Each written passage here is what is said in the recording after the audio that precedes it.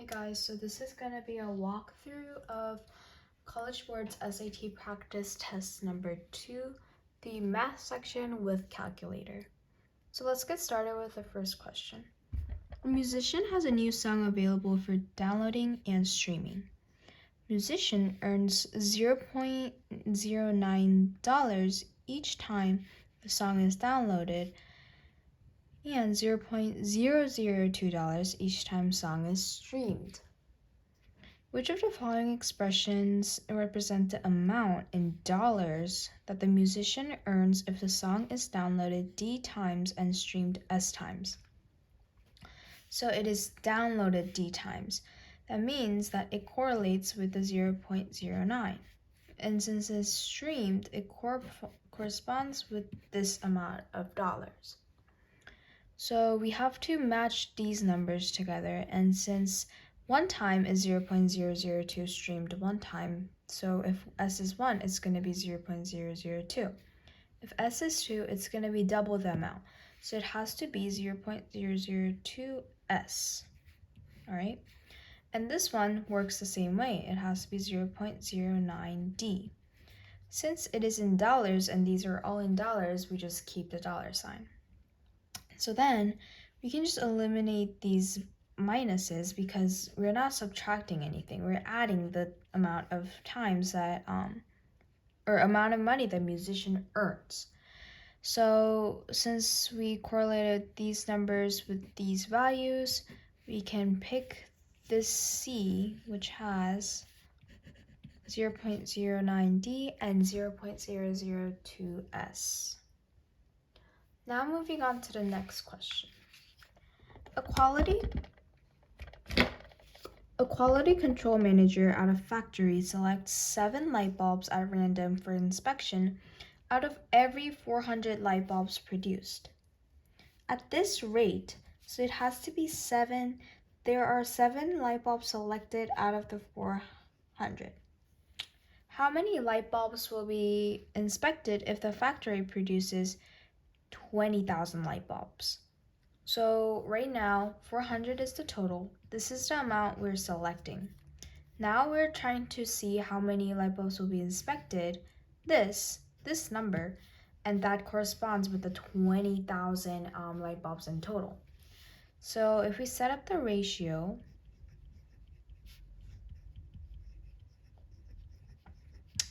right here we could use a fraction form or this form, but we basically multiply the outside together, so that would be 14. 40. It would be like that. So if you just do that and calculate using a calculator, we get 350. So 350 light bulbs will be inspected because there are 7 light bulbs inspected in 400.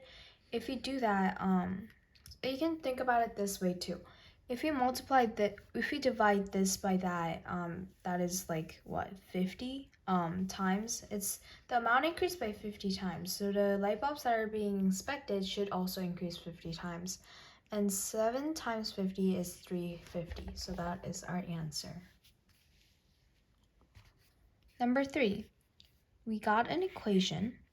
On one end of a spring is attached to a ceiling. When an object of mass, so m is mass, kilograms, that is attached to the other end of the spring stretches to a length of L centimeters as shown as the equation above. What is m when L is 73? So we just got the value of L. L is 73. What we can do is directly plug in this number into this equation. So we can do 73 equals 24 plus 3.5 m. So if we minus 73, so if we do 24 from both sides, you get 49 here. And also, just a reminder that you can use your calculator here. And it'll be 3.5 m. If we divide 3.5 by both sides, we will get 14. So, what is m when L is 73? When you get this question, or if you're given an equation, just directly plug in L equals 73 into this equation and solve for m. This is just like solving one-step equation or one variable equation. So the m will be 14. So the answer will be 14 for this one.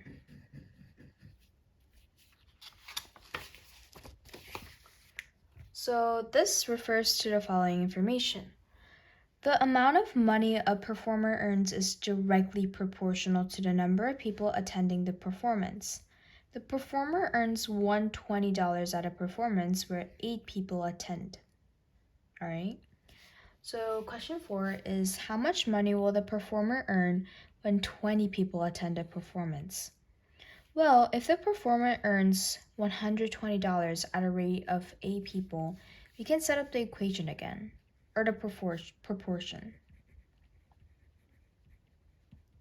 And there should be X amount of dollars and 20 people. So if we do this, we can multiply. This is basically like rainbow multiplication, but if we do this in a fraction form, you can basically cross multiply and get the answer. Be 8x, and 120 times 20 is 2400. So now if we just plug in 2400 divided by 8 to the calculator, we would get 300. So x is 300, so it'll be $300. This is the proportion problem. And if you look at the number 5, the performer uses 43% of the money earned to pay the costs involved in putting on each performance. The rest of the money earned is the performer's profit. What is the profit of the performer makes at a performance where 8 people attend? So the performer uses 43% of the money earned to pay the costs involved in putting on each performance. So the performer doesn't get all the dollars that people spend on these performances. So 8 people, we know that performer earns $120 at a performance. However, since the performer puts 43% of the money to pay the costs, we can determine how much dollars that the performer actually uses and puts into the performance that he does or he or she does. So to calculate that, what is 43% of 120? Well, we can multiply 0.43 and we can plug this into the calculator. And we would get 51.6. Be careful here. This A is not the answer. Because the performer invests this amount of money in putting on each performance, we need to do 120 minus 51.6 in order to get the profit that the performer actually earns. So to do that, it would be 68.4. So the performer earns 68.4. What you could have done is done 100 minus 43, which is 57. And you could have just directly multiplied 120 by 0.57 to get this amount of number, or this amount of dollars. But what I did was just calculate the amount that he or she spent on the performance, and then calculated the amount that was left. Number 6. When 4 times the number x, so 4 times x is added to 12. It is added to 12. And we do this first because the order of multiplication. The result is 8. What number results when 2 times x is added to 7? So what is this? Well, what we can do is figure out the number or the amount of x by using this equation. So if we do that, 12 plus 4x equals 8. If we subtract 12 on both sides, you get 4x equals negative 4. If we divide 4 on both sides, you get x equals negative 1. So we can directly plug this x equals -1 into this equation, which get 7 minus 2 equals 5. So the answer will be 5. This equation above represents a parabola. So parabola is a shape that looks like that, if you did not know, in the xy plane. Which of the following equivalent forms of the equation displays the x-intercepts of the parabola as constants or coefficients? So it needs to display the x-intercepts as constants or coefficients. So we need to see the the x-intercepts. Well, to do that, we can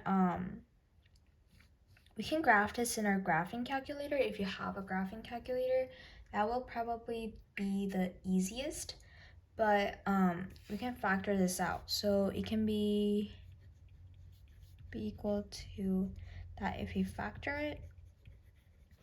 And so these will be the x-intercepts, right? Because when y is 0, well, we need to make each of these equations 0. So we need to get x equals 4 and x equals 2 as our intercepts. So the only equation here that represents these numbers is D, the last one. So other ones, if we look at it, this will be finding the vertex of the parabola. So the vertex will be located 3, -1. We have 3 here and -1 here. If we move this over, it will be -1. And other equation don't really have a name or a form. It's just an equation that is equivalent to this one. This is the x-intercept form equation, if you didn't already know. Since we make y equal to 0, we need to make each one equal to 0, and then we see so the parabola will be looking something like this. So these will be the x-intercepts. X-intercept definition is what is the value of x when y equals 0? Well, if we set this equal to 0, we immediately know which are the which values that actually make the equation 0. So we can figure that out by using our knowledge from Algebra 2 and just graphing and just looking at the x-intercepts and just literally choosing something that has those numbers.